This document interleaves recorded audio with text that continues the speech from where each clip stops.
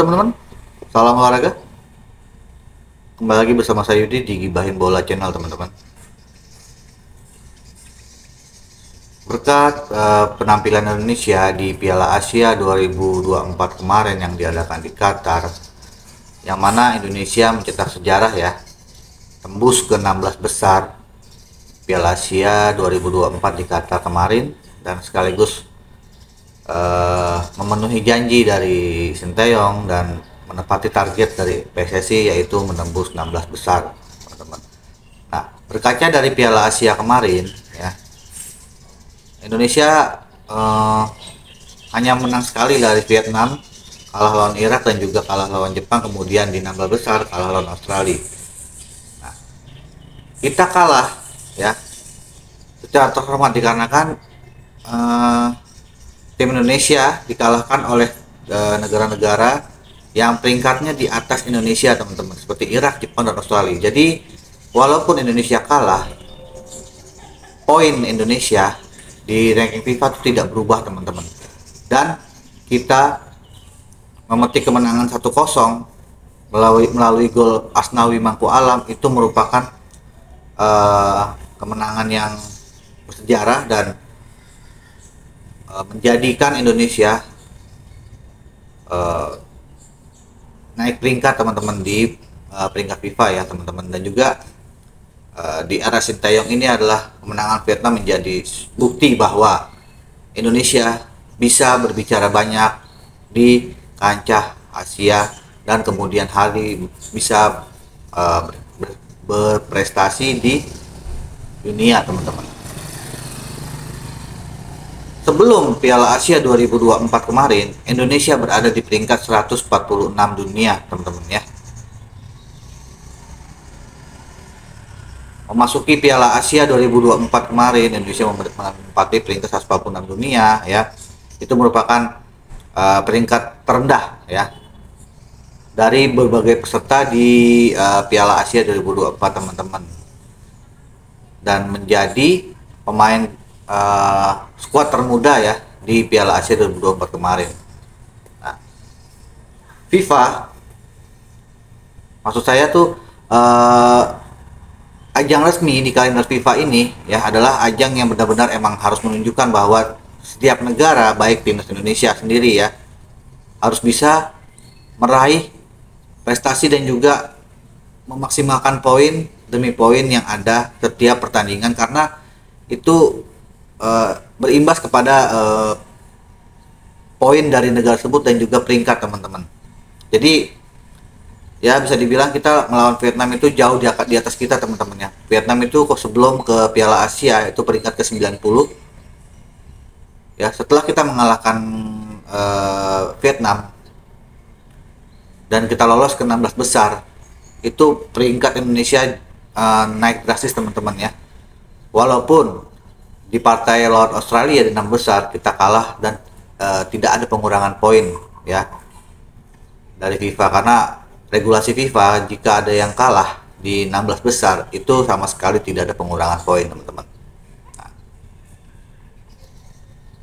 sebetulnya Indonesia dan Vietnam ini sering bertemu ya di ajang-ajang ASEAN, terutama di Piala AFF ya. Menarik nih, di Piala AFF ini adalah piala paling kasta paling terendah di dunia teman-teman, karena satu, negara-negara ASEAN ini adalah negara-negara yang bisa dibilang masih kalah jauh dengan negara-negara seperti Timur Tengah ya, seperti Oseania, Afrika, Amerika, dan apalagi dengan Eropa teman-teman. Jadi banyak yang tidak terlalu melirik ya event-event yang diadakan di benua Asia, terutama ASEAN teman-teman ya, yaitu yang terjadi di antara Indonesia, Vietnam, Thailand, dan Malaysia teman-teman. Nah, beredar kabar di media ya, terutama Piala AFF ini teman-teman ya, semenjak bergulirnya Piala AFF ya, itu sama sekali tidak ada sangkut pautnya dengan FIFA teman-teman. Jadi ya hanya bergulir di ASEAN aja, dan tidak mempengaruhi peringkat, tidak mempengaruhi performa bermain ya, mental pemain pun tidak berkembang, dan juga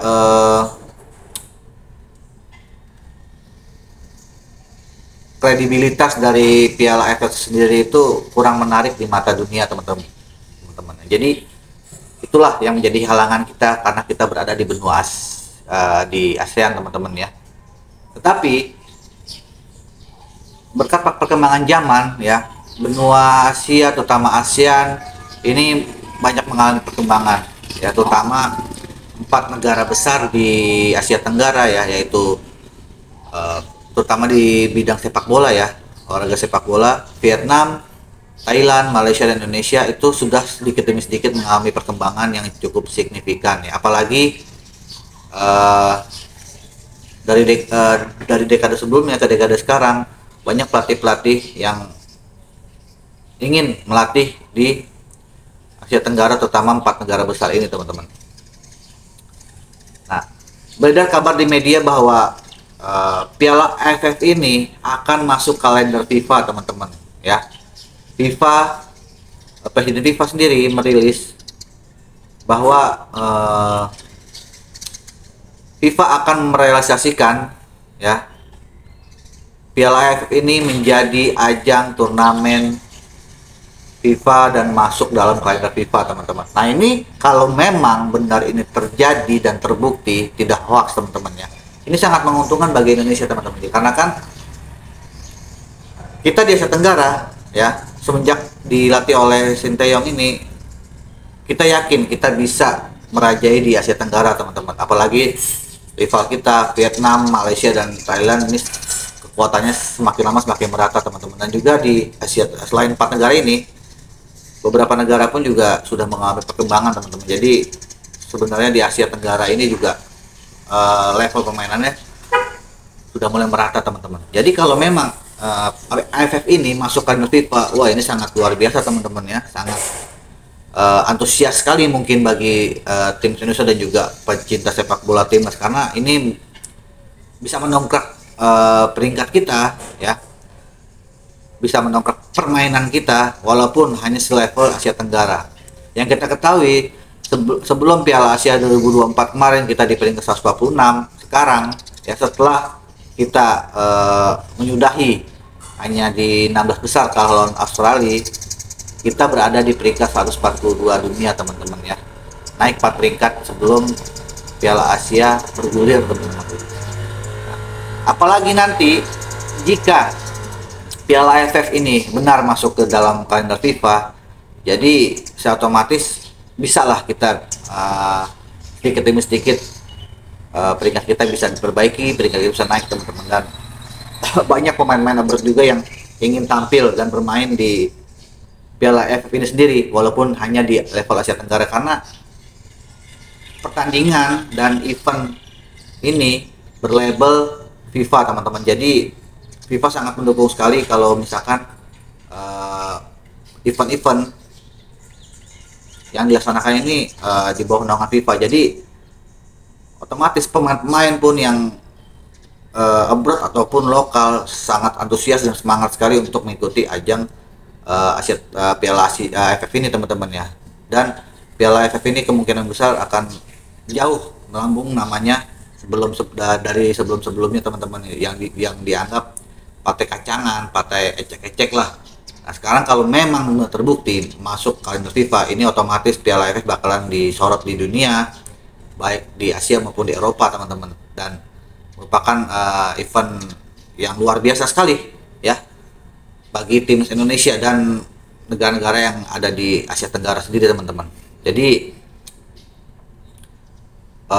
Piala AFF ini juga mungkin setelah masuk kalender FIFA akan diadakan regulasi baru teman-teman ya, mengenai peraturan dan juga syarat-syarat ya di Piala AFF ini.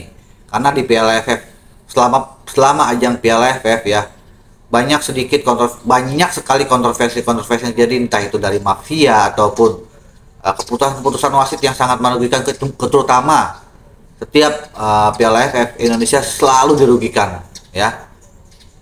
Entah kenapa teman-teman, karena mungkin emang Piala AFF itu luput dari pengawasan FIFA, jadi ya hanya berkutit di Piala Asia Tenggara aja, jadi makanya hal seperti itu mungkin tidak mungkin sudah menjadi makanan sehari-hari ya bagi eh, Piala AFF ini sendiri, karena ya kalau bisa dibilang kalau bukan kalender FIFA ya apalagi kalender event-event kacangan ya. Jadi ya otomatis hanya merasakan hanya negara-negara Asia Tenggara ini saja teman-teman. Jadi mudah-mudahan jika emang terbukti Piala AFF masuk kalender FIFA ya,